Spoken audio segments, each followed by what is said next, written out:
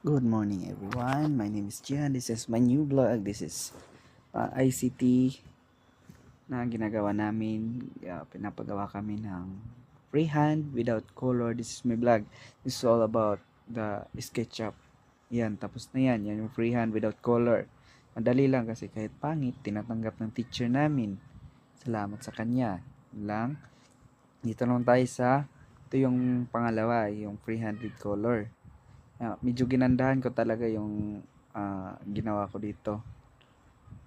Ginalihan ko medyo, kaya ayan na napatagal. Pero okay lang naman kasi worth it din naman yung nagawa ko. Tingnan nyo yan, oh. Yan. Parang shukoy na ginawa. Yan, patapos na yan. Yan. Kulay-kulay na lang ang kulang dyan. Yan. Yan.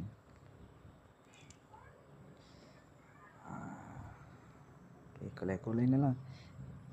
Parang ano yung ginawa ko sa paper ko, pinadrawing ako bago ako dyan. Tapos tinignan ni man, mas maganda pa daw yung ginawa ko sa computer kaysa doon sa nag-drawing ko. Ang saya naman ng pogi. Ayan, tapos na yan. Tapos ang susunod niyan, gagawa naman tayo ng 2D. Yan, ganyan, tinuro ni ma'am yung 2D.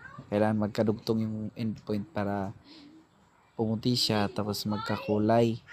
Malalagyan mo lang siya ng kulay pag nag-aabot yung endpoint. Yan, kulay na lang yan. Tapos na.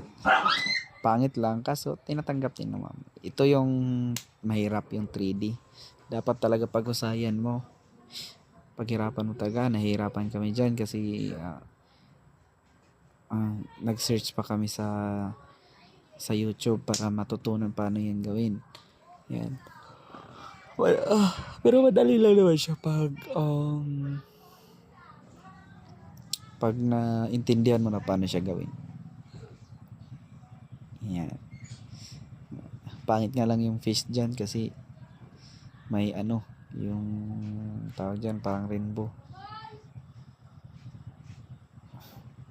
Kaso nag-enjoy naman kami sa aming ginagawa. Yun lang.